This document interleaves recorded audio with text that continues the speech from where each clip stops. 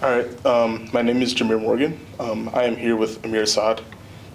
Today we are interviewing Mary Beth McBride Doyle.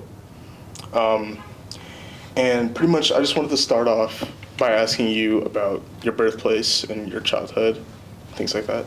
Okay. I was born in Cleveland, Ohio in 1959. Grew up in a suburb there called Euclid, Ohio. It was a very middle class, working class neighborhood. A lot like I compare it to West Allis here. Have one brother. He was 7 years older than me. I had another brother that I never knew. He died shortly after childbirth. He would have been 4 years older than me. But my brother Jack was 7 years older. He was kind of my big hero growing up. My mom and dad.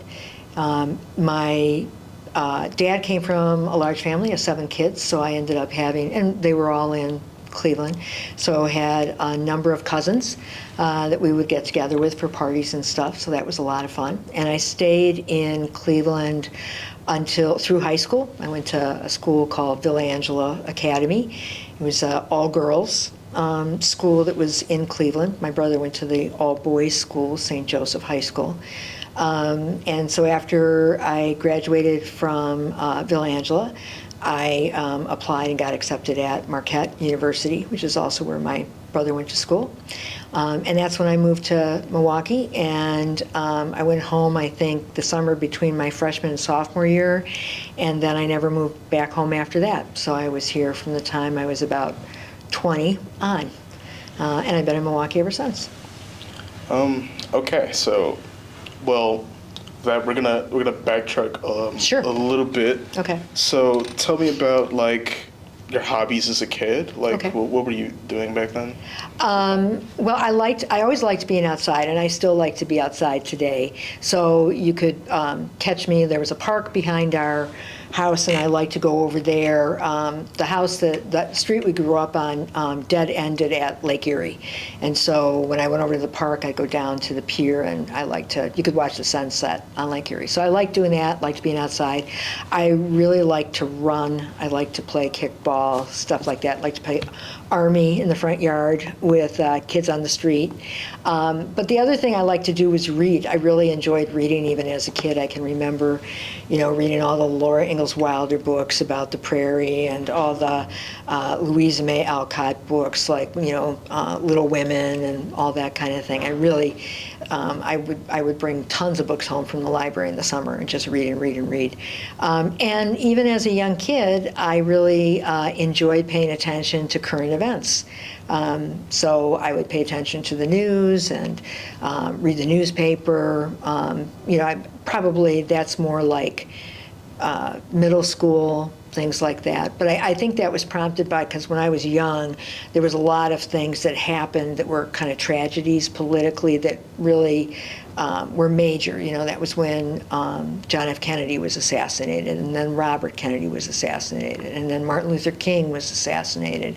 And so it was hard not to think about what was going on in the world when you had like such incredibly tragic things going on. And even like the Olympics in 1972, I remember watching the Olympics, and that's when was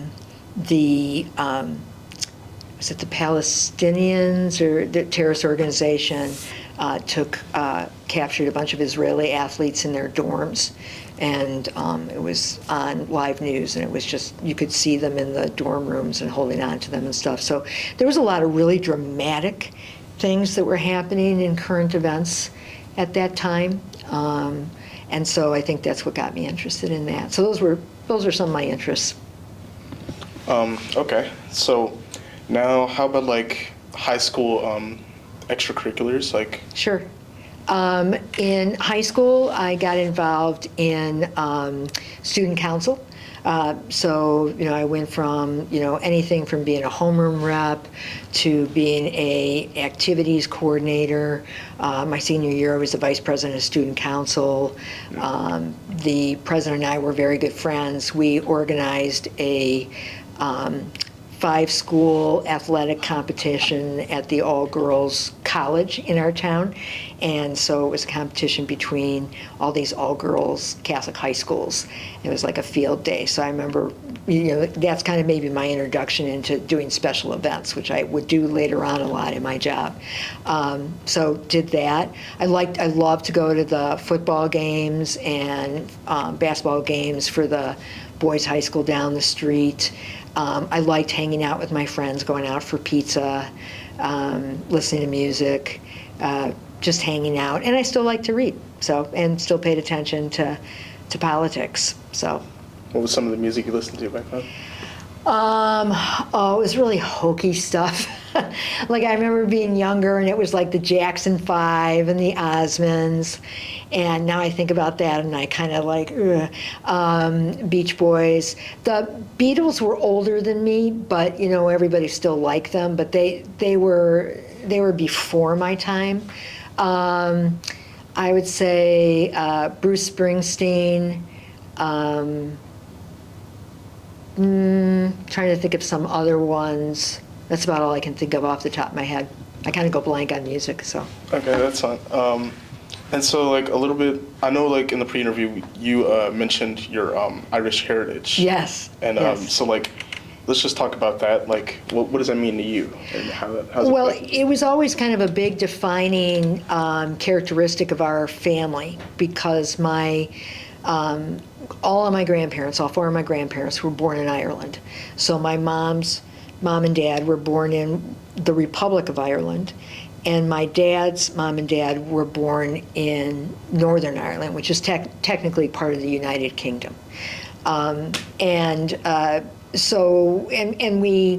Our families were all Irish. We did a lot of things that were connected to that. St. Patrick's Day, we always went downtown to Cleveland, and my uncle would rent this corner hotel room where we could watch the parade while we were in the hotel room, or go down to the street, or go swimming with our cousins afterwards. People would hang around and sing Irish songs and tell Irish jokes. So it was a really big part of how I understood who I was, that I was this descendant of Irish immigrants.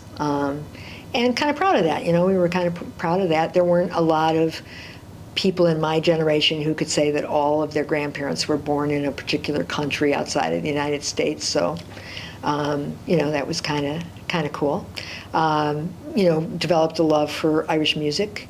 And then when I came to Milwaukee, of course, I got involved in the Irish Fest here in Milwaukee, which is the largest Irish festival in North America, and did different volunteer things throughout the years for them in Milwaukee.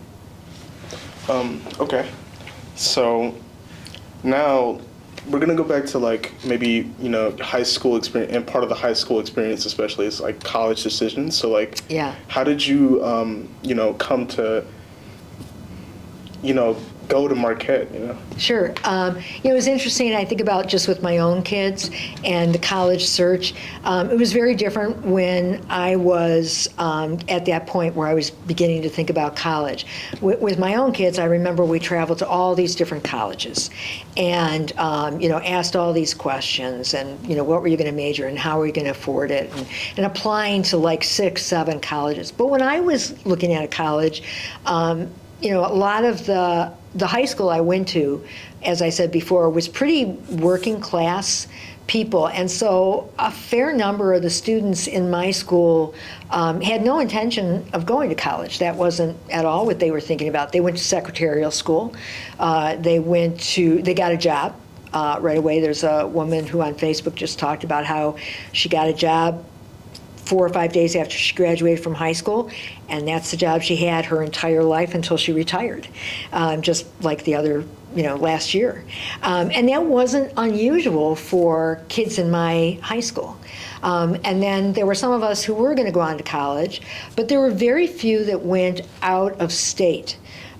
Practically everybody who was going to college stayed in Ohio.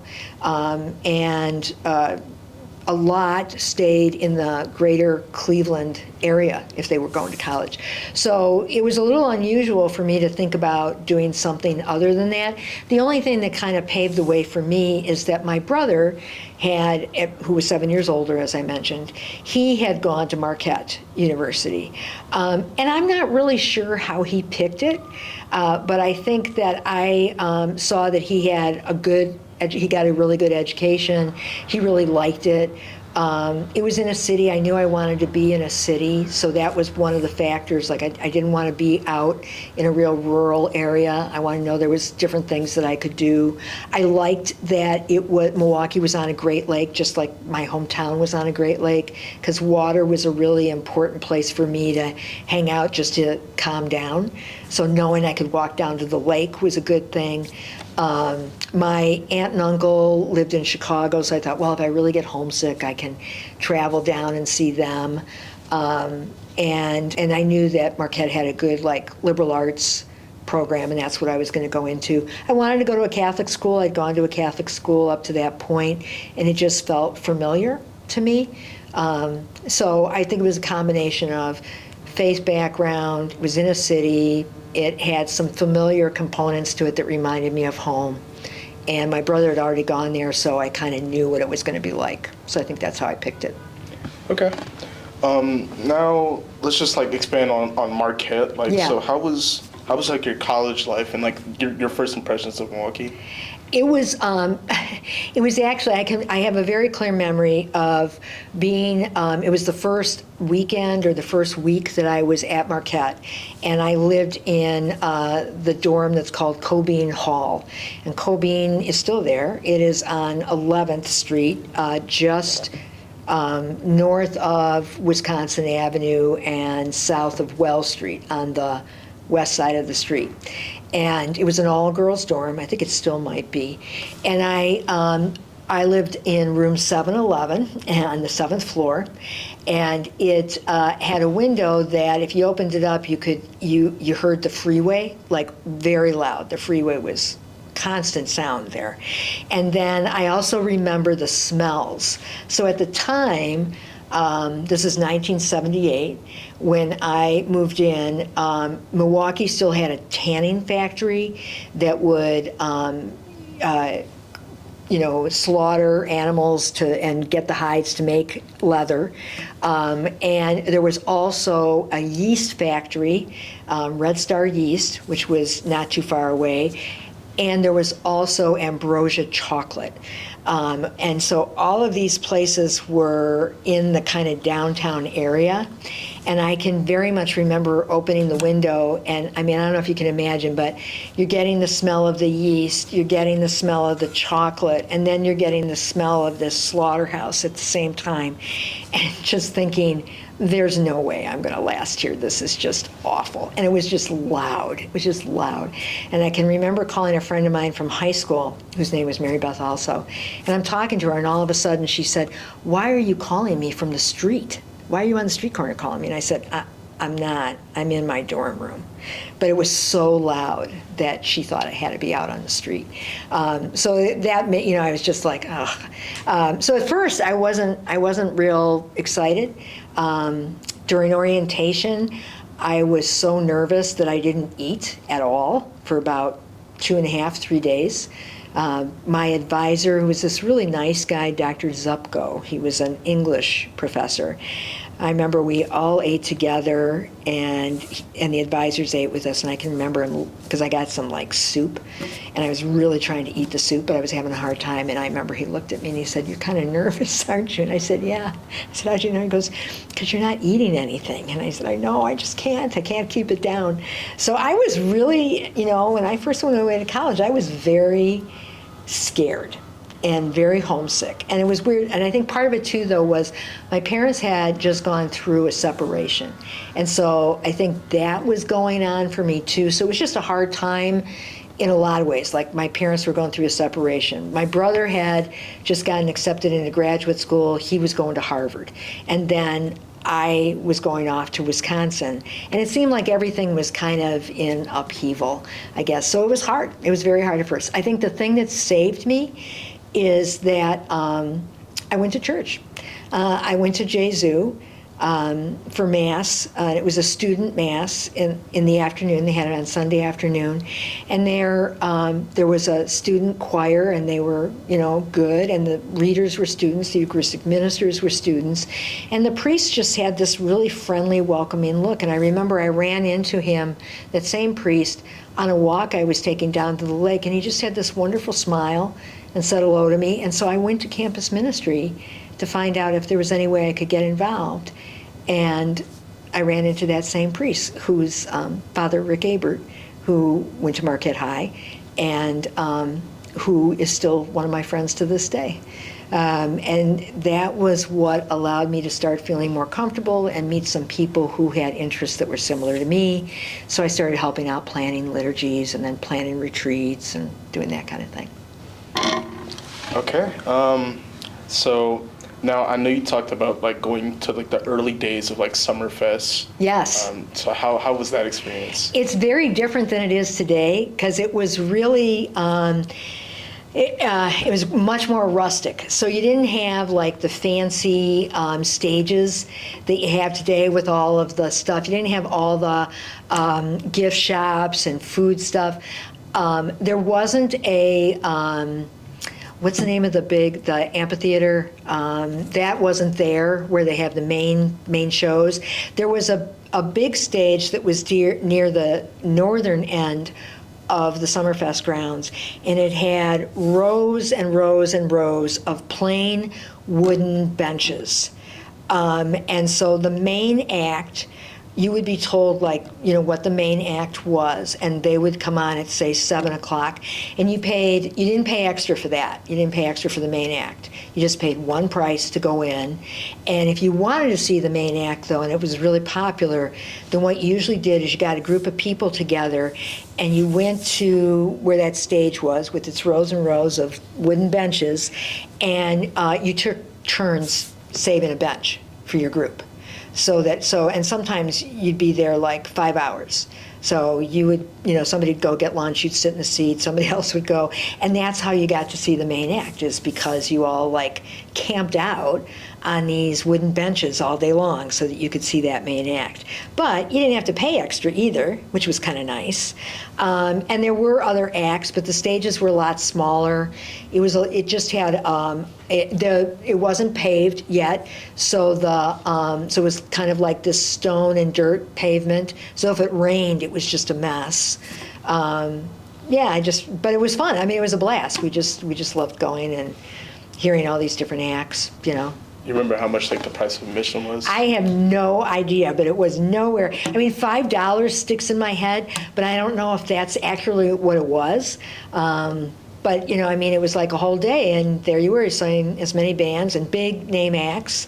There was a act at the time when you were asking about music. I remember, you guys would not know this band, Huey Lewis and the News. I remember Huey Lewis and the News was there, and I'm trying to think of some other ones that I saw too, but that one I do remember that because they had a great horn section. So. What about like the restaurants in the area? Like, what did you and your friends eat at the time? Yeah, there wasn't nearly what there is now. So you just, it was kind of like hot dogs, pizza, the soda, now popcorn. That was it, I mean, if we were down at Summerfest. If we were on campus, there was Angelo's was the pizza place that is now, what's the name? It was the hamburger place that's also down in the valley. I can't think of the name of it. But that was where you'd go. You'd go to Angelo's and you'd have pizza. And there weren't a lot of, there was a place where you could get tacos. It was a bar, and you could go to get tacos on Tuesday, all you could eat for free. And I remember that. That was on Clybourne. There really weren't a lot of places, not nearly as many places you could go to like you can now, not nearly as many food places. It was practically all bars. And, I wasn't I would go with my friends because the drinking age when I was there was 18. So the drinking age didn't change to 21 until later. So I would go and hang out with my friends there, but I wasn't really interested in in drinking. Okay, so while we're on the topic of fests, let's talk more about Irish Fest. I Yeah. know that's a really big part. So. Yeah, it is. I got involved going to Irish Fest. It's in the summer. It's always the third weekend in August, and so I had attended a couple of times, and then the same priest that I mentioned before, Rick Abert, was asked if he would coordinate the Mass, the Irish Fest Mass on Sunday of the Irish Fest weekend, and he couldn't because he was going to be going to graduate school. But he gave the organizers my name. And so in 1982, right after I graduated, and I'd been hired by campus ministry by that point to work full time, but I coordinated planning and coordination of the Mass at Irish Fest, which today now it's held in the amphitheater, and it's, a lot of people come, and it's very nicely done. When I did it, it was held at I believe it was the Pap stage, which was a little bit further south from the main stage, because the main stage was on the northern end. So it was a little bit further south, same wooden benches, small little stage, and and it was at like 10 o'clock in the morning, so we got there early to kind of set up. And I remember that it was just disgusting because we got there and they hadn't cleaned up the night before. So we're going to have this Mass there, and all I can smell is beer, and there's beer cups everywhere. And so we're going around cleaning up all the beer cups that had been left from the night before. And then we were going to put the altar on the stage, but whoever was doing the setup just brought a regular, one of your lunch tables or whatever, and put that up there. And I said, well, we can't do that because it's too low. If they're going to do the consecration, the priest is going to be bending down like this. So, having them correct that. And the presider was Bishop Weekland. And I remember there was all this traditional stuff that they always had at that Mass that you had to include, so it wasn't up to me. But one of them was to have this group called the Knights of Columbus, and they're like a Catholic men's charitable organization. But when they go to events, they wear these capes from something out of the Middle Ages, and these fancy hats with feathers, and they have swords. And I found them kind of obnoxious, quite frankly. But I thought, okay, this is part of it. What are we going to do? So we had that. And you had to have the color guard, which were the bagpipers. And there was, they carried flags. They carried the Irish flag and the American flag. And I remember two things happened before the Mass. Right as we're lining everybody up, Bishop Weekland comes up to me and says, I don't care where these people are, but please keep the Knights of Columbus as far away from me as you possibly can. And I was like, okay, let's see how this is going to work. And then the color guard came up to me because I had put the person carrying the cross at the front of the procession, then the color guard, then the Knights of the Columbus, and then Bishop Weekland, who I had to change at that point, and some other people.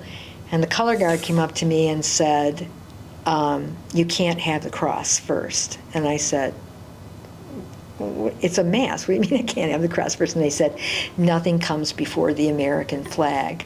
And I looked at them and said, not even God? I said, excuse me, the cross is going first. And they're like, well, then we don't know if we'll participate. And I said, well, that's not my problem. If you don't want to participate, don't participate. But the cross is going first. So the cross went first, and they did participate. But I just remember thinking, and here I am, this 22-year-old, whippersnapper talking to these people in their 40s and 50s who've been doing this forever, and I'm like, I'm not doing it that way. So it turned out fine. Everything worked out. I helped, I think, the next year after that, and maybe one other year, and then I went on and did other things for Irish Fest. Okay. Well, yeah, that was pretty interesting. Definitely. Now, let's talk about your involvement with the Sisters of Notre Dame. Oh, sure. Yeah. So, I worked at campus ministry. I worked some other jobs. I worked for the province of the Jesuits for a while in a temporary job. And when that was over, I applied to work for the School Sisters of Notre Dame. And they had an opening for a position that was called a director of, the official title was Justice, Peace, and Integrity of Creation. It was basically a social justice person. So it was somebody who would help to educate them about social justice issues. I wrote a column for their province newsletter on legislation that they could contact their legislators about. I represented them at shareholder meetings for the stock they held, and they held stock for the purpose of making a statement to a company that they thought wasn't acting as a good corporate citizen, so they would intentionally buy stock in that company so they could send somebody to the shareholder meeting to stand up and take a stand or vote on a resolution that was asking the company to change. So I did that, and then I planned different conferences. So I had one conference that we invited different religious organizations to come in and find out more about minority-owned businesses and how to contract with minority-owned businesses, especially if they were doing a big renovation of one of their buildings or whatever, or they were having some big project. We were trying to encourage them to do two things: employ more minority-owned businesses, and also use more environmentally friendly practices. So I organized a conference where I brought in people who were in those types of businesses so that they could meet representatives from these different religious organizations who might have upcoming projects that they would want to use the services of those companies for. So that was good. I'm trying to think some of the other things that I did there. Represented the sisters at other, like national meetings. And then eventually I talked to them about if they had ever thought of starting a kind of a girls' school version of Nativity Jesuit Middle School, which had been running for about 5-6 years or so by that point. And I knew the people who were in charge of that.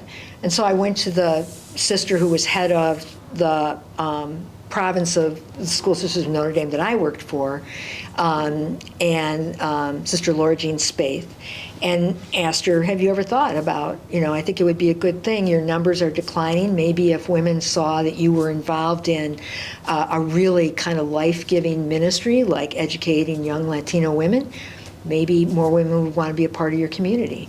And so she thought it was an interesting idea, and she said, well, you thought of it, so why don't you do the feasibility study on it? So I gathered all these people from around the community to ask them, would they be supportive of something like this? What kinds of things would they recommend that we do? How would we raise money? I talked to the people at Nativity. They were very helpful. It was a real cooperative effort, and eventually we put a proposal before the sisters to start the school, which became Notre Dame Middle School, which is still in existence now. Okay, and what year was that?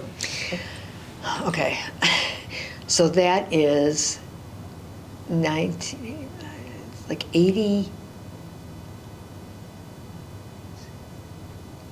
90, maybe. Oh, no, wait. No, that's not right. Maybe it's more like 91, 92. I'm trying to remember. I can't. I'm thinking of when my kids were born and when I was working at other jobs, and I'm trying to remember when that was. But late 80s, early 90s. Okay, yeah. All right, I'm sorry. I'm just trying to, get everything into the context. You're fine. Here. You're fine. Okay, so we're going to, I know you also served as a campus minister at Marquette. Right. That was my first job out of college. I did that for 4 years. And how was that like?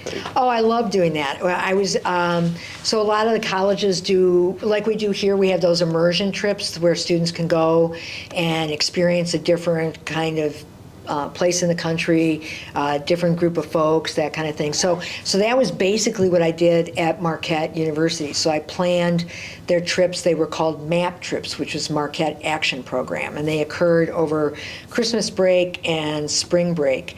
And there were lots of kids would sign up, and we'd interview the kids to make sure they had the right spirit and maturity to go on it. And then we would send several groups out to places like Appalachia, or to Catholic worker houses in cities like Detroit, or to work with developmentally disabled people in places like Toronto or Erie, Pennsylvania.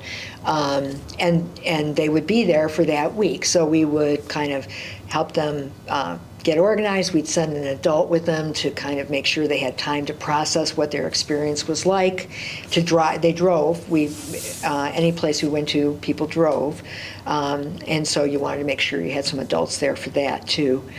So that was one. That was a big part of what I did, was that. And then the other thing was a weekly social justice lunch. It was called Soup with Substance. So that was for students to come in, and you could have some soup, some bread, and we would arrange to have different people come in and talk about social justice issues or current events that were going on, how to become more active in different, efforts to bring justice into the world, that kind of thing. So organize that too. And then I continued to help out planning retreats and planning liturgies as well. Okay, and how about the Office of Financial Aid? Oh yeah, that was when I was a student. So as a student worker, I did that part-time. I had a couple of, do you want me to talk about both of the jobs that, like, as a student that I had? Because I also worked for the district attorney's office. Sure. Too.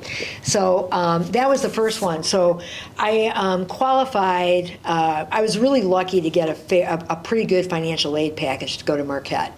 And it's kind of one of those things that if you're poor enough, you get certain grants, So I got the, what was called I don't know if it was called the Pell Grant at the time, but that was great. So that was a grant. I got some other grant. And then obviously you fill in with loans and stuff too. But one of the other things that colleges have that was a federal program, again, I don't know if it still exists, was work study. So you worked, you got a job somewhere, and your grant would pay for like 2/3 of your salary, and then whoever you were working for only had to pay the other third. So it was great for employers because they ended up being able to employ more people for less. So the district attorney's office here in Milwaukee was one of the places that took work study. So that's where I started my freshman or sophomore year. I went down there and started working in one of the offices and just going and filing papers and, doing kind of grunt work like that. But it was kind of fun, to be around all these adults, and it was a very different environment. And I thought it was kind of cool because at the time I thought I might want to be a lawyer. So here I am around all these lawyers. And then after I did that, that's when I then did financial aid. A friend of mine was an employee of financial aid. She needed help with actually processing grant applications for the Wisconsin tuition grant. And so I had to do the initial kind of weeding out of who definitely wouldn't qualify and who definitely she should take a look at as possibly qualifying. So I did that for a while.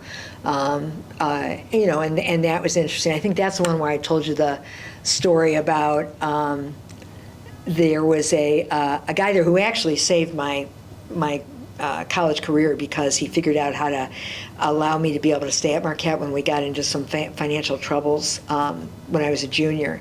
But he was a typical kind of like guy of his age, and he referred to all the women as sweetie and honey and all of this. And one day he went past me and said, thanks, dear.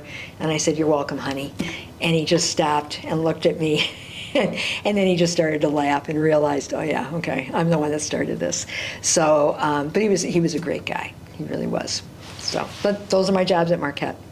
Okay. All right. So we hit the halfway mark actually. So we're gonna take a short break. Okay.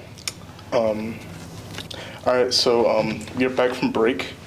So I remember that you were talking about like your previous jobs that you had. Mm-hmm. So now I just want to like move out into like the city. Like, so what was like the environment of Milwaukee around what was it like around that time? Well, there was, let's see, so we're talking about, I came here in the fall of 1978. I remember I was looking at some of the pictures around the room here, and I saw the picture of Father Grappi over there, who had been very involved in some of the civil rights protests. I remember hearing about him, but I don't remember protests at that time. But what I do recall, not so much about civil rights, is that there was a big kind of awareness about what was going on in South Africa and apartheid in South Africa.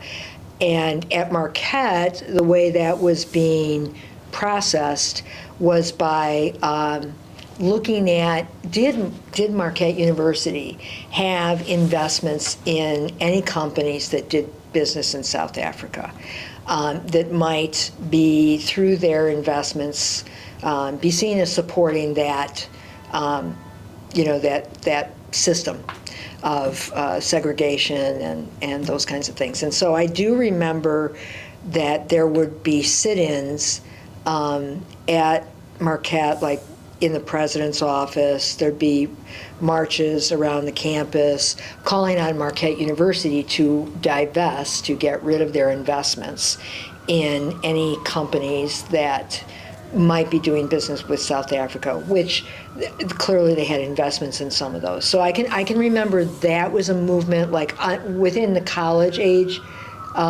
sector, that was still kind of a predominant thing. I remember Marquette University itself. I think I mentioned this when we talked before. I came from a high school that was relatively diverse for a high school in the 1970s. And when I came to Marquette, it was less diverse than my high school was. And I kind of noticed that. I had a very interesting experience of that. It really, I've often told this story in my classes. I may have told it to you guys already, but I have this very vivid memory of, I think I was going to be a junior, and I signed up to take a course that was called Black Social Thought. And it was taught by a gentleman named Howard Fuller, who was a well-known civil rights activist here in Milwaukee.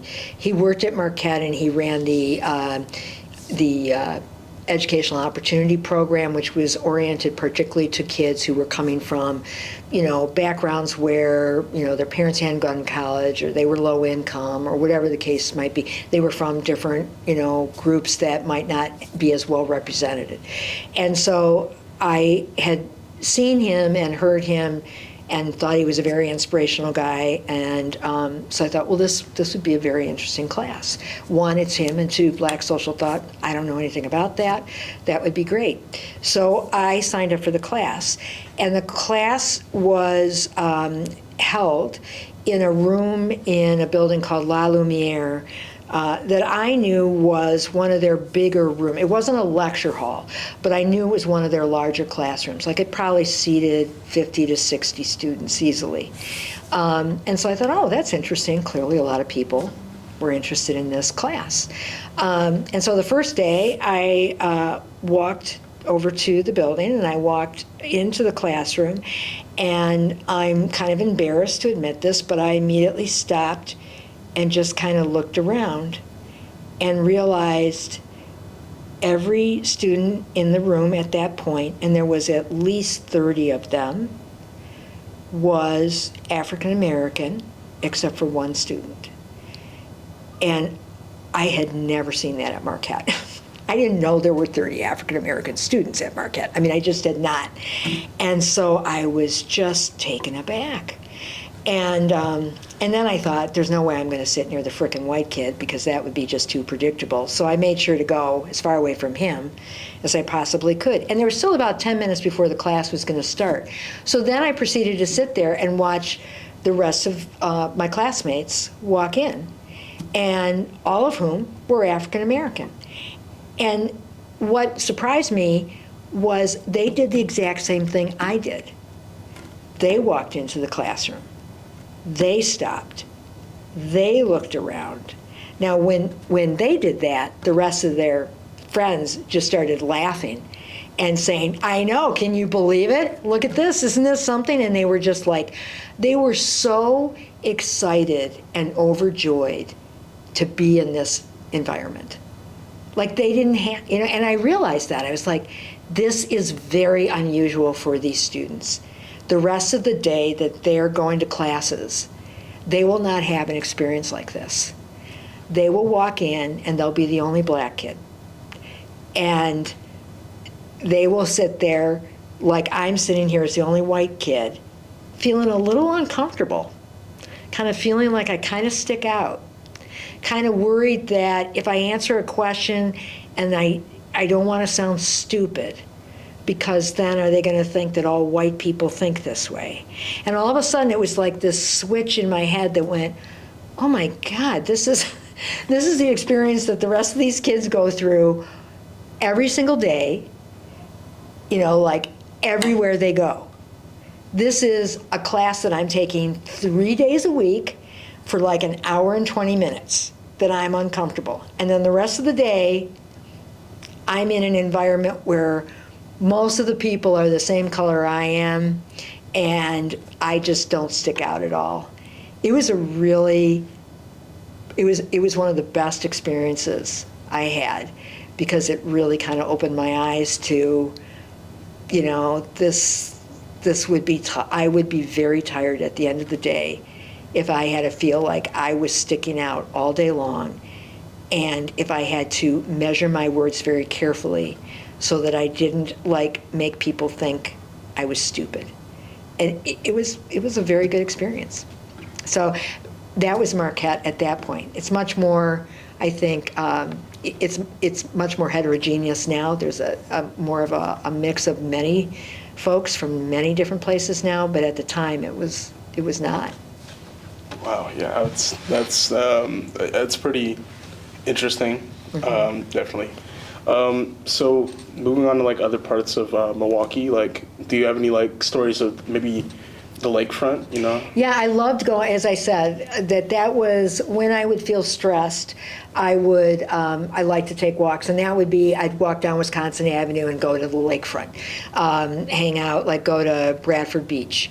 Or I would get on the bus and I'd go to UWM, because they had, a lot more green space on their campus. And also if it was a time of year where there was close to finals, their schedule at the time, I think it's pretty similar to Marquette's now, but at the time they were a week or two later than us with finals. So when it got kind of crazy at Marquette, when the library would be packed, and I hated that because you could feel the tension right before finals with everybody in the library, and they were all stressed. So at least once a final study period time, I would take the bus and I'd go over to UWM, and I would either just sit outside there if it was spring semester, or I'd go in their library, which wasn't nearly as crowded.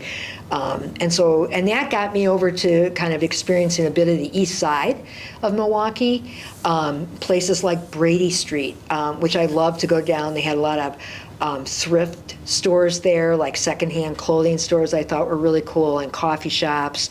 Downer Street there was a great coffee shop over there called Coffee Traders, and it was real eclectic, and I liked going in there. I liked looking, the houses were old and pretty. And so that was my kind of introduction to, the east side's kind of a cool place in Milwaukee. I didn't know much about the south side at that time.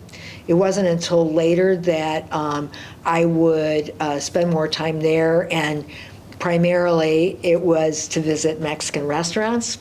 But also my friend that I've mentioned a couple times now, Rick Abert, became the pastor at St. Patrick's Parish, and so I would go and visit him there sometimes. So got to see what St. Patrick's was like. And that was the first place that Nativity Jesuit, that was the first place that they existed, was there. And so going to visit people there to talk about how the school ran and things.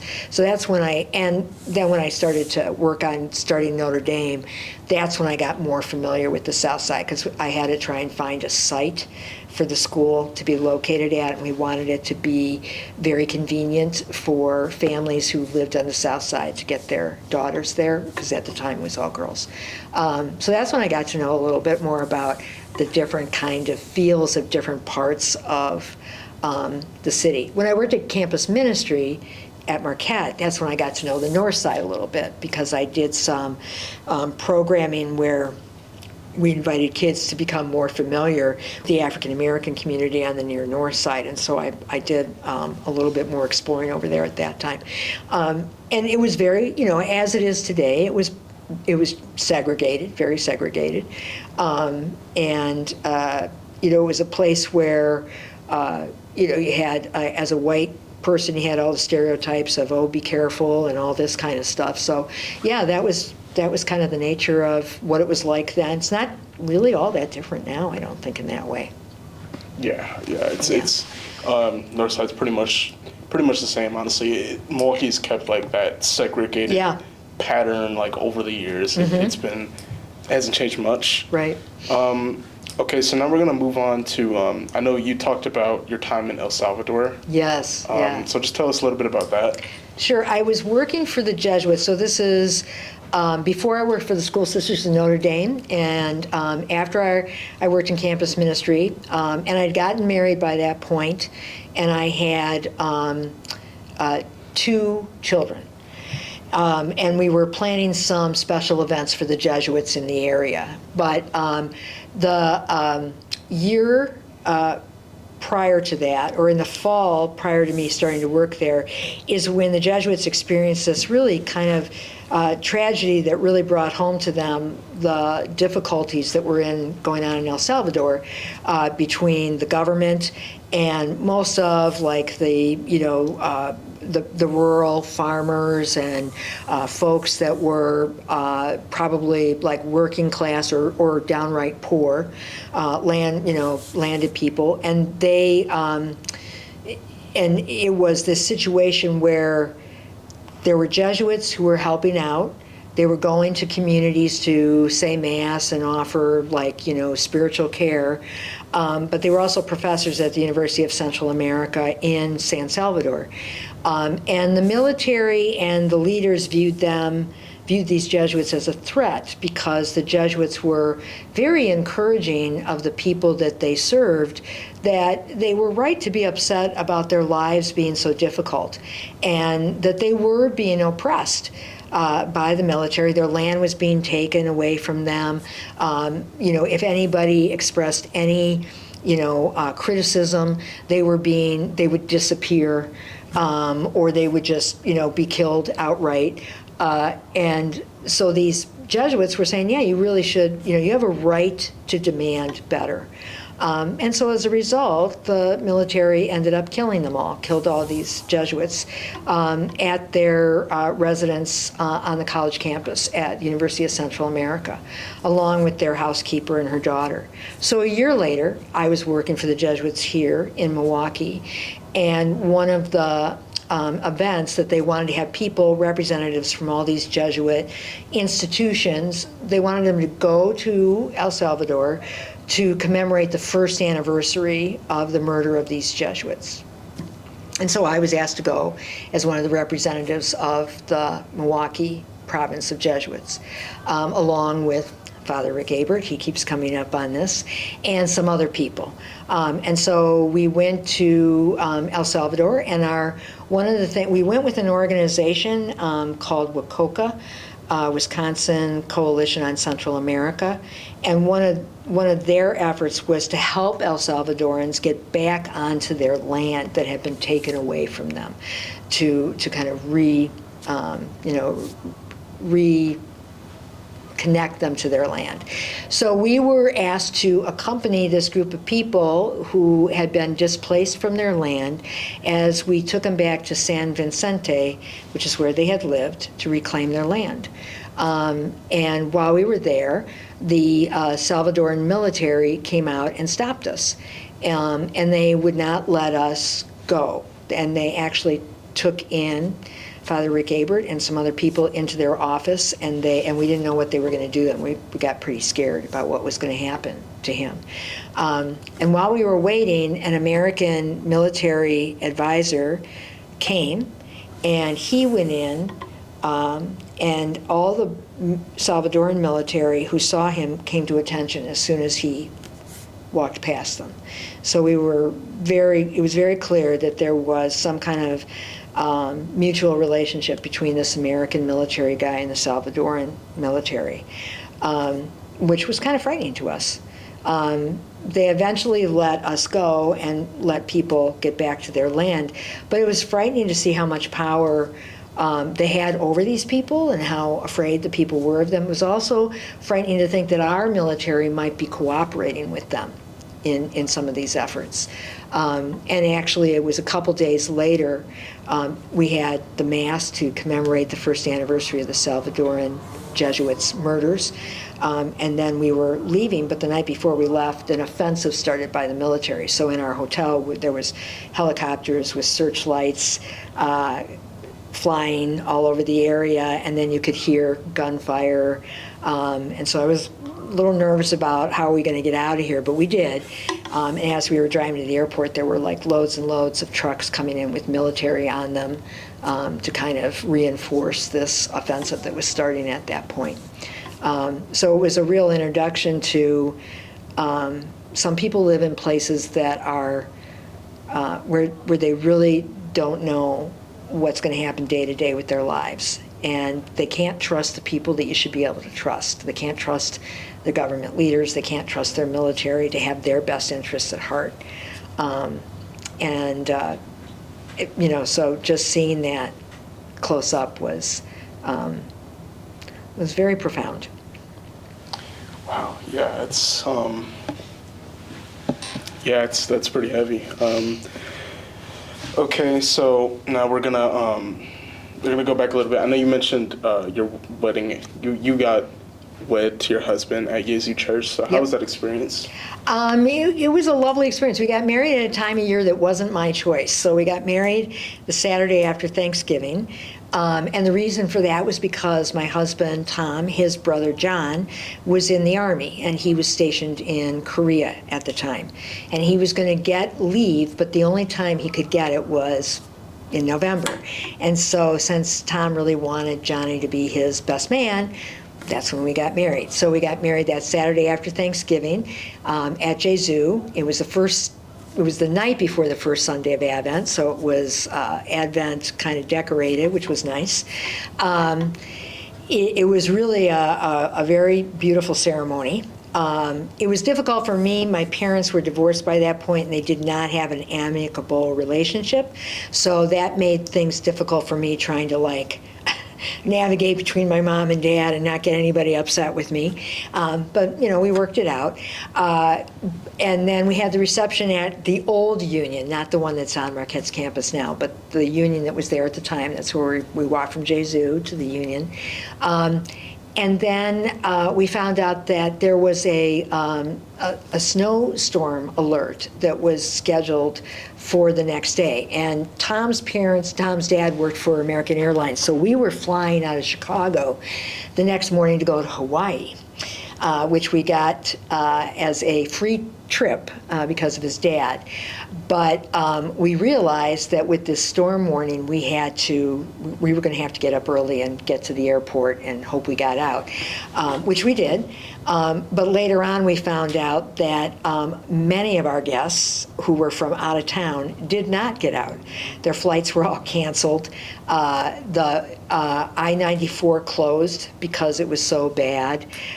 So it's very memorable for a lot of our guests, but not necessarily because of it being about my husband and I, but the inconvenience they suffered after being stranded by this snowstorm. But we were in Hawaii, and there is nothing that Hawaiians love more than to show snowstorms going on in other parts of the country to their people, because they think that's just about the funniest thing that they can do. So we were watching this terrible snowstorm while we were in lovely Hawaii at the time. So, but it was a nice celebration.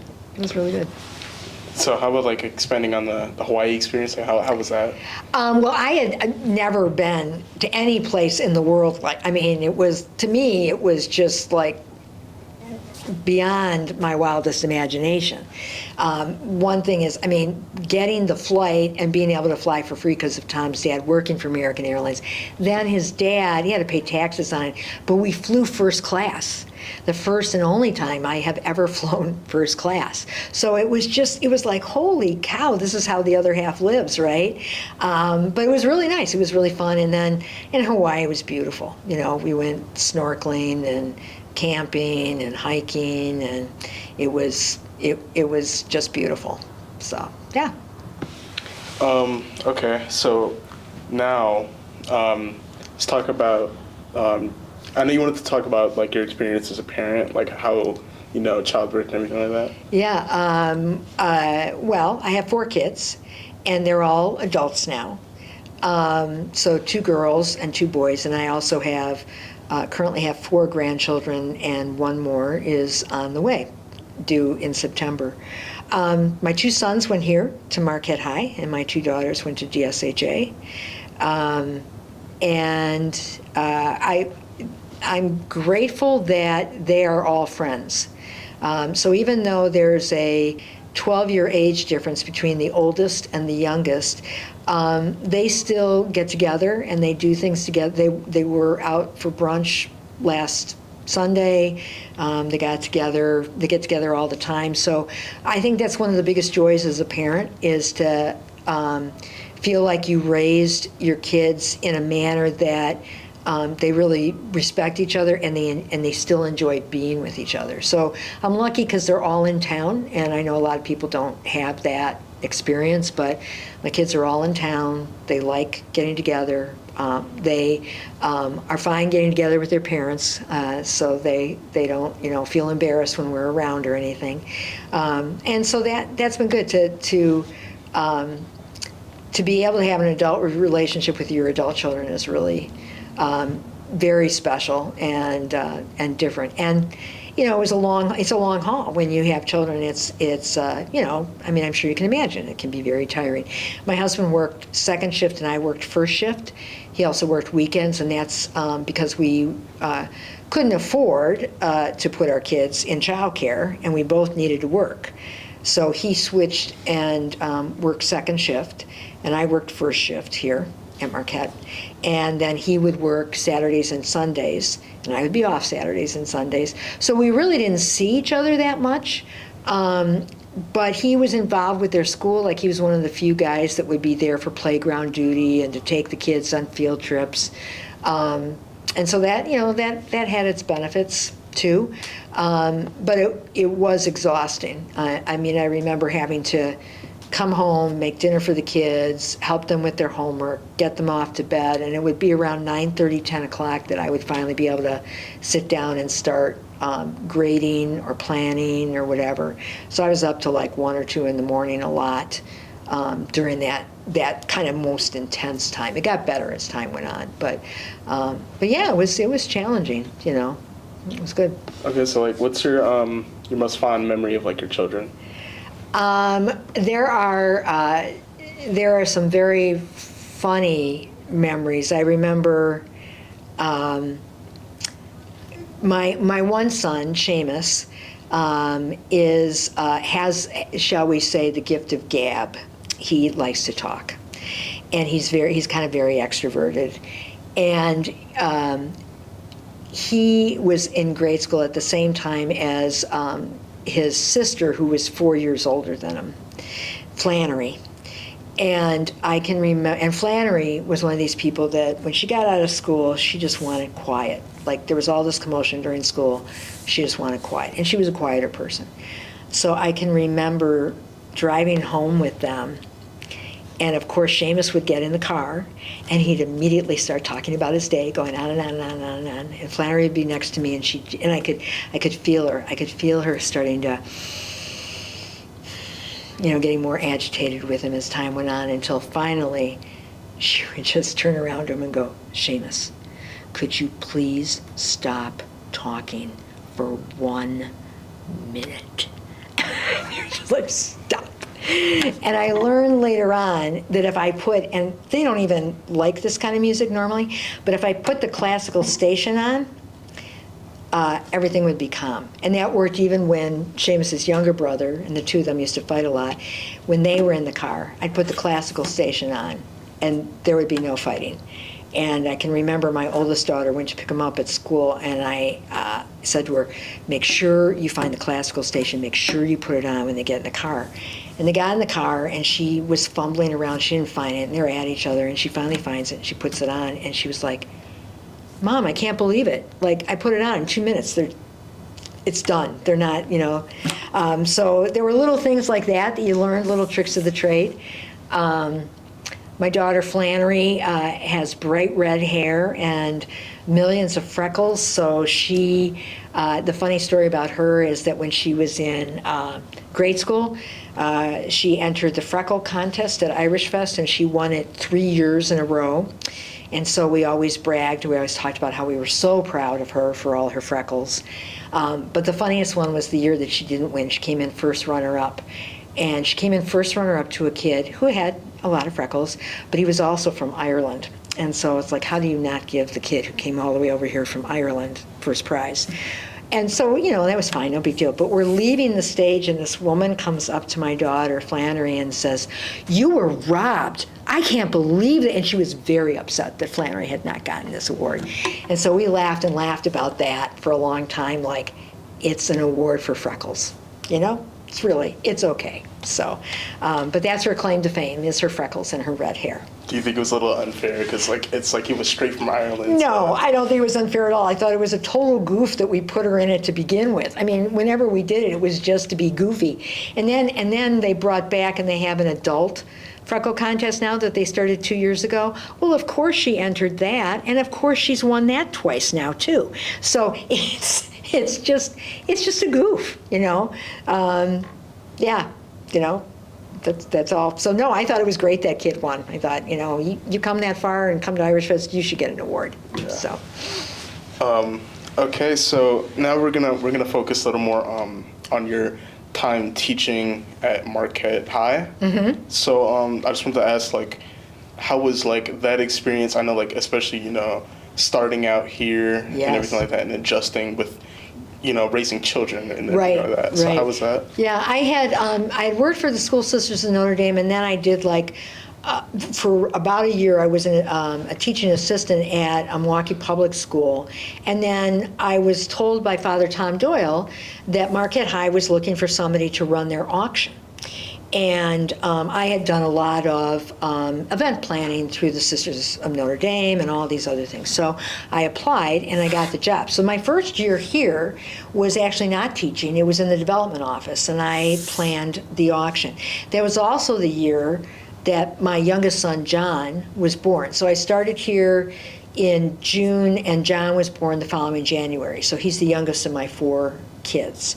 And that was hard, because you're dealing with a baby, and my boss at the time was not happy about me having a child and having to do this job. He wished that he had been able to find somebody who wasn't going to have a child partway through the year, but that didn't work out. So, and then it was at the end of that year that Mrs. Cuffler, Janice Cuffler, who teaches psychology here, she was the head of the theology department at the time, and she came to me at the end of that first year and said, there's an opening in theology, and it's a social justice class, and I know that's kind of your area.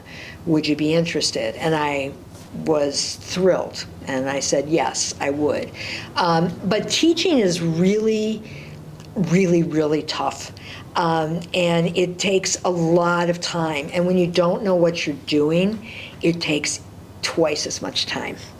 And so I remember being very discouraged at times, and then balancing the family with all of that too. And there was a teacher, my coworker at the time, Mr. St. Peter, John St. Peter, and he taught the same classes I taught. So I was really dependent on him to help me know what to do. And I remember I was exhausted, and I just didn't know if I could go on. And I remember him saying, Mary Beth, if every teacher's career was like their first year of teaching, you would never see teachers that went beyond 2 years. nobody would last beyond that. And he was like, it does get better. It does get better. So I was like hoping he was right. And he was right. It did get better. And so I've taught the same two classes, the freshmen and juniors, since I've been here. I like those classes. And I've done different things here, helped out with like the Faculty Senate, which is a group that represents faculty concerns to the administration. So I've been elected to that numerous times over my time here. I've also helped direct the freshman retreat for about 4 or 5 years, did that.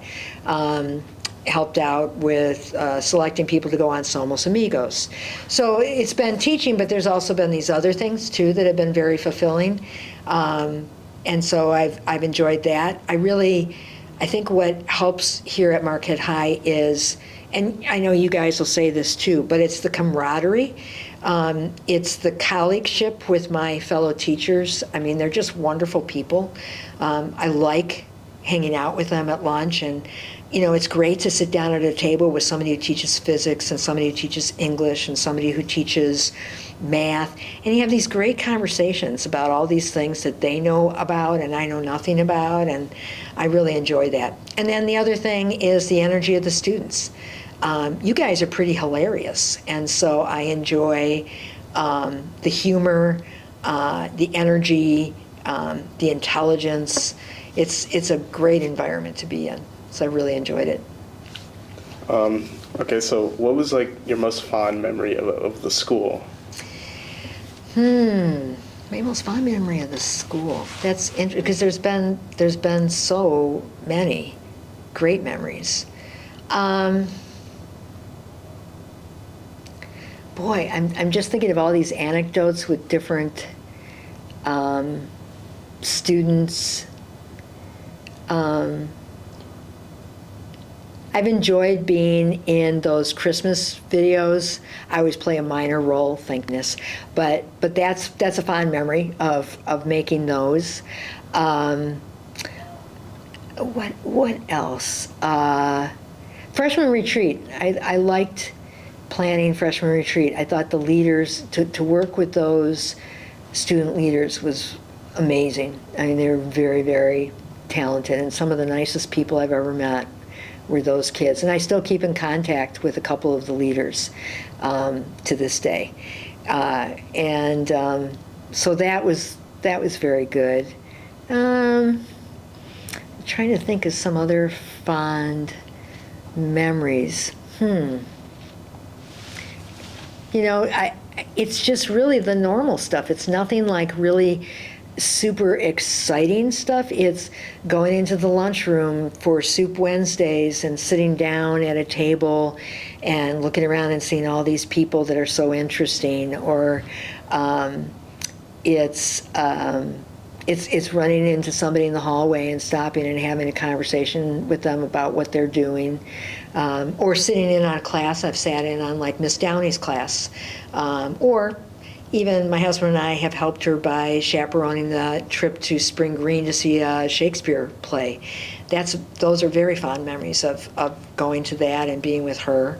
I've enjoyed the employee retreats where we get to kind of just spend time with each other. And I like any time that I can be around the students in a way that is less oriented towards making sure we cover some content and allows more for me to get a sense of who the students really are and what their passions are and what their personality's like. So whenever there's been casual times to do that, I enjoy that a lot. Okay. So like, how about like, the school has like changed like a lot since you've been here. So like, what about that? Like, how's that been? It's interesting. I think we go through phases of different things. And one thing I think that I've noticed a bit is when I came here, it seemed, and maybe it was just because I was a new teacher, I'm not sure, but it seemed to last a while. And I was a parent with this generation of parents who would have had kids here at the time. But it seemed like parents were much more micromanaging of their students. Like I would, and other teachers will talk about this, I would get a lot of emails from parents that I had to get back to them every day. Not the same parent every day, but I would get a lot of emails, and I was doing a lot of responding to emails of parents. I don't get as many of those. I haven't gotten as many of those, I'd say, in the last 5 or 6 years. And I'm not sure what to attribute that to. It seems like there may be more of a sense of the parents kind of saying, well, I want my son to figure it out, or if I have questions, I'm going to ask my son to ask, or whatever. But there isn't that same kind of intensity that I'm seeing as a teacher from my end from the parents. I do think that there is an intensity for the students, like adding more AP this and AP that, and college credit this and college credit that. And I understand it can be very helpful to a student who is has limited resources if they can get some credits out of the way and they can get through college in 3 years rather than 4. I understand that that's very helpful, but on the front end of that, it's very stressful, I think, for our kids. I think that's difficult. The other thing that is hugely different is social media. My daughter, who is 36, 37, she didn't have a cell phone in high school. She didn't have a cell phone until after, right? And she wasn't alone. I mean, there were very few kids who did, and you weren't sitting there. Like Facebook was for them. That was the new thing, was Facebook, but they weren't on there like 24/7. They were on there too much, but they weren't on there 24/7. But I can't imagine. I look around at students now, and it's a constant drive to like pull out your phone and check. Did I get likes? Did anybody comment to me? Did anybody get back to me? What do I want to put on about what I'm doing with my day? That whole thing just. I know I sound like an old lady saying this, but it's kind of like, man, that's just a lot of time paying attention to yourself. It seems like it's very self-centered, just look at what I'm doing, kind of thing. And I don't think that provides enough time for kind of just being in the moment, just paying attention to what's going on around you. Yeah, definitely. I do agree with that. Yeah. And I do it. I pull my phone out. Yeah. And I'm doing it. So I'm not saying it's just students. Like, we're all doing it. Yeah, it's just like the new thing now, Yeah. I guess. Yeah. Mm-hmm. How about like the changes to the building? The building, yeah. It's so when I started, there was still a building that had been used as a Jesuit residence. It's where the business. It's where Father Marco's office is, in that section there. That was a separate building, and when the school had a lot of Jesuits, which is before my time, that's where they lived, and then they could, come and teach right in the school. That was eventually, and then what they did is there was a chapel in there that they renovated, and that was the first year I was here when I was in development. And they renovated that chapel, and they did a nice job with it, but it was it wasn't a huge chapel. And then eventually they decided that they were going to expand further, and there were no longer Jesuits living in the building anymore. Sometimes the ASC guys would live in the building instead, but they eventually decided to tear that down. That's when they bought the building eventually across the street from Marquette High on Michigan, where the ASC live now. And then they redid. They also redid the soccer field down in the valley. Quad? They did quad. That was done the first year that I was here. Was making that a nice field with a track around it. It had been owned, I think, by Marquette University and had been their football field at one point. And then Marquette High acquired it and renovated it to be the soccer field. So then eventually the renovations were, the first one I remember was the 4th floor. because that's where theology used to be. It used to be up on the 4th floor. And there was no air conditioning up there. And I was in a room, you know where Mr. Dibbitz's room is? And then who's down at the other room? At the end of the hall? Yeah. Dr. Haas. Yes, okay. So between those 2 rooms, there was another room. So there used to be 3 rooms there. And I was in the middle room. And the middle room had a door to get into the room, but then on either side it had folding like shutter kinds of things that separated like what would be Mr. Dibbitt's room and Dr. Haas's room. So that's where I was. No air conditioning, no windows at all.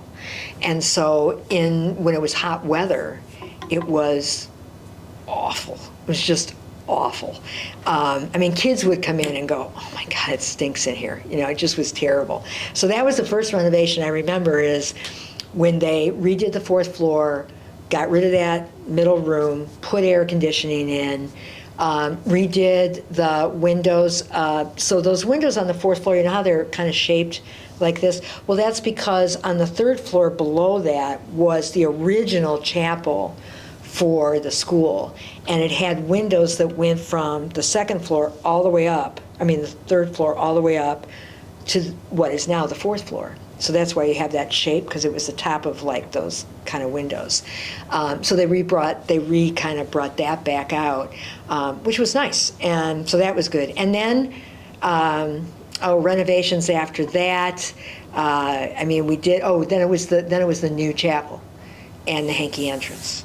That I remember that, and the chapel was great. And so we had redone the chapel that was near the Jesuit residence, but then we got rid of that, and then we put in this new chapel, which Father Tom Doyle was really instrumental in helping design and stuff at the time when he was here.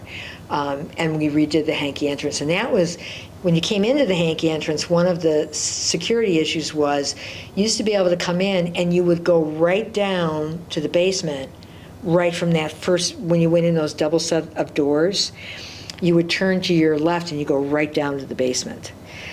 Which was unsafe because security couldn't see necessarily who was going right down to the basement. So that's why we got rid of that staircase, and you have those, the staircase coming up, and then the first place you can go down is actually next to the security desk, right? And that, there was no staircase there. And campus ministry wasn't there. There were just different kinds of classrooms, and guidance was in there. Guidance was in that area. So that's those were like pretty big changes. And then finally the changes that are the most recent, which is with the atrium and the library. Those are amazing. That's amazing growth to the square footage of the school. So yeah, it was a lot dingier, older when I started, and it has a much more kind of collegiate feel to it now, with places where students can just hang out. I think it's nice overall. I think it's a nice change. Just one question I have, where did the students go to liturgy before the chapel was established? So there was when I first started, and this had been the case for many years before I came, there was a room on the 3rd floor that was sometimes used for study halls, but it was used for liturgy. And this is very much a 60s, 1970s vibe. It was a carpeted room. There was a space for the priest to have an altar, but kids just sat on the floor. And sometimes they laid on the floor. And so that was seen as, okay, we got to get rid of it. This is not a good thing. We got to get rid of this. But there were a lot of teachers who were pretty upset about it because they thought it was pretty cool. And kids liked it and all that kind of stuff. So that's when they renovated that chapel that was connected to the Jesuit residence, which is, and that chapel was, where Mr. Holohan's room is? The chapel was right, you walked up about 3 steps from Mr. Holohan's room, and the chapel was in that area, which is now the business office. So that was the second kind of chapel. The first chapel is actually way before all of those. That's the one I was talking about that was on the third floor, and it had big, tall windows that went up. You can get some pictures, I think, from the archives, and that looked like a pretty traditional church. I never saw it. That was gone by the time I came. And then, so we had that chapel that was connected to the Jesuit residence. It would seat about maybe 100 people, maybe less. Father Doyle could probably tell you. But then when they decided to put a new business section in, that got rid of the chapel, that got rid of the Jesuit residence, and that's when they moved everything to the new chapel, the Three Holy Companions Chapel. That when they built that, then we moved into that. Wow. Yeah, it seems it's really interesting. Mm-hmm. Okay, so now let's talk about some of the most recent school reactions to tragedies. So I know you were around for 9/11. So yes. How did the school react to that? Yeah, it was. That was as you can imagine. I mean, for everybody, that was just such a shocking experience. My husband, as I said, worked second shift, and so he was home, and I was driving to school. I remember it being a beautiful day, and it was a beautiful day here. It was also a beautiful day in New York. It was clear as could be, sunny, everything. I always put public radio on when I was driving to school, so all of a sudden they're breaking into the programming to say that there's been some problem. They think it must have been a mechanical problem with the plane. It seemed to go off course, and it ended up crashing into the World Trade Center. So they don't know anything yet, right? They're like, this is very strange. So I got to school, and I called up my husband because he's from the Bronx, and he would know people in New York. And I said, I have a feeling something very strange is going on. You should put the news on. Something's going on in New York. And when he went to put the news on, it was a few minutes after he put the news on that the second plane went into the second tower. So if you turned the news on that morning because you heard about the first plane, you witnessed live the second plane crash into the second tower, and you saw that all live.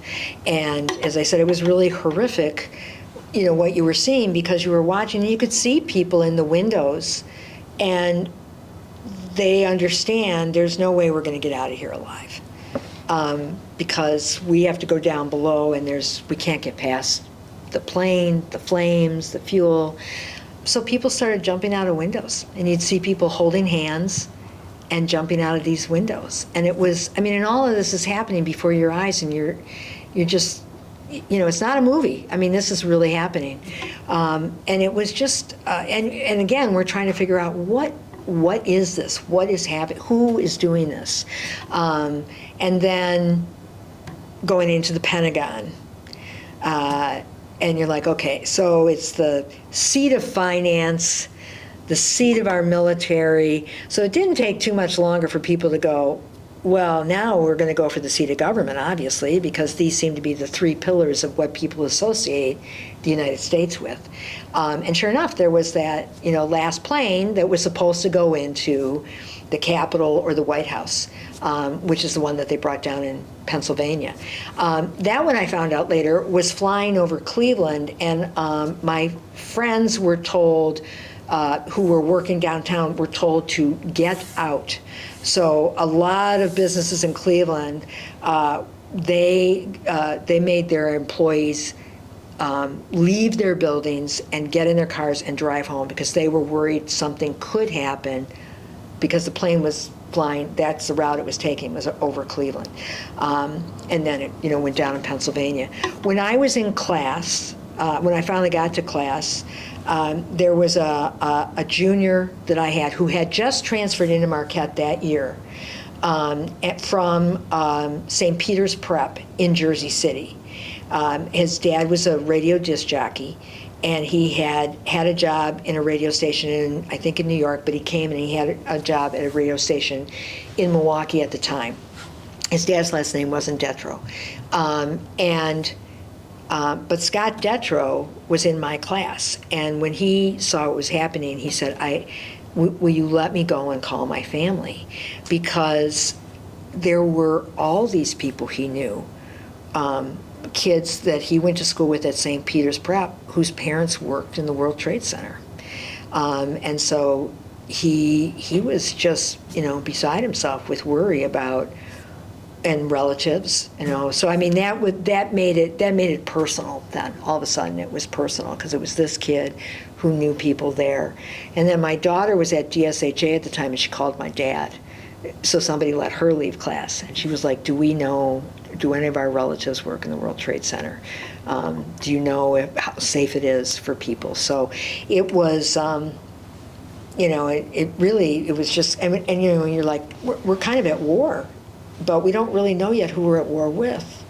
And then I remember that planes were not allowed to fly for, I can't remember how long it was. It was a couple of days, I think, but it was very weird. Like, you don't realize how you notice planes until they're not there. Like, no planes. And, just all these things that were like, what are we walking into here? And these symbols of our power, in a sense, our financial power, our military power, just like how easy it was to kind of crumble at least the World Trade Center. You realize we were pretty vulnerable. Wow. Yeah. That's actually pretty crazy. And I know that you did have, this was a more like a closer experience with a different tragedy, the Falk Explosion in 2006. Yes. And probably not a company maybe people know a lot about, but Falk Industries is down in the valley, probably around 29th, 30th or something down in the valley. And at the time, our juniors, now we have sophomores going to St. Rose, but at the time, juniors in Christian discipleship walked once a week to St. Rose, and I was taking a group of students there, and it was in the morning, like probably first period, and we're walking. I'm at the end of the group that's in front of me, and we're in the block that St. Rose is located on, but we're at the northern end of the block, when all of a sudden we hear this huge explosion, and I thought it was from behind me at first, I guess because of the echoing. So I turned and looked, and then I came forward and I could see all this debris in front of me. It was far off. It wasn't like right on us. It was far, but you could see it. And it was, a powerful. Now I was at the back, so I didn't feel it, but people in the front, the power of that boom was so intense that the sound waves pushed them back, like they literally got pushed back. And when we went into the school, there were several windows that had gotten, kind of like blown out. And we found out later that there were, I think, about 2-3 men that died in that. It could have been much worse, but there were about 2 or 3 men that died in that explosion. And after I came back from St. Rose, I found out that some of the Jesuits here at Marquette High had decided to go down to Falk to offer any pastoral care that might be helpful to people down there. So Father Doyle, Father Belmonte, who was the principal at the time, went down there to see if they could be of any help. Oh, yeah, that is definitely a lot, that you've experienced. And so now we're moving into, given your time here at Marquette High and moving into retirement, what are some things that you're leaving with, Well, I've been very fortunate. Marquette High has been very kind to me. One, letting me to move into the teaching position from the development position. And then I've had a lot of wonderful opportunities. So, one of the opportunities that the school makes available really through the province is the opportunity to do a pilgrimage to the sites that were important to St. Ignatius. And so I, myself and one other teacher, Janai McLaughlin, we were the first ones from Marquette to take advantage of that because it was a program that was organized by the Chicago province of Jesuits and then the Milwaukee province joined with them. So when that happened, they opened it up to the Jesuit schools in the Milwaukee province, and I thought this was a great opportunity. So, the school paid part of the cost, the province paid part of the cost, and then the individual picked up the other third. And so just going to the places that were important to St. Ignatius when I taught St. Ignatius and Ignatian spirituality to freshmen, finally seeing like Manresa and Montserrat, to go to Rome and see the office that he worked in, to have a mass in the cave that supposedly he developed the spiritual exercises in. I mean, I take that with me. I mean, that's a really powerful memory, a strong like faith experience that I had. And then the other thing is that I also was allowed to do an 8-day retreat, silent retreat in Gloucester, Massachusetts. And the school supported that. That was really huge for me, learning more about Ignatian spirituality and experiencing it in a retreat. And that kind of really inspired me to want to pursue becoming a spiritual director myself, specializing in Ignatian spirituality. And so the school, once again, there was an opportunity to get training to be a spiritual director through the province, and they covered my tuition for that. It was a 3-year program, about a couple times a month. And so I'll take that with me to be a certified spiritual director, and I'll be able to use that, as I move into retirement and, do retreats or spiritual direction moving forward too. So all of those things are great gifts from Marquette High that, I can't begin to express enough gratitude for them. Well, I guess that concludes the oral history. Thank you. We want to thank you for taking the time to come here and tell us about your life. It's been like really amazing to see all the things that you've been through, and all of the opportunities that you've been given and everything like that. Everything you experienced, amazing. Yeah, I've been fortunate. Thank you for your great interviewing skills. I try, definitely.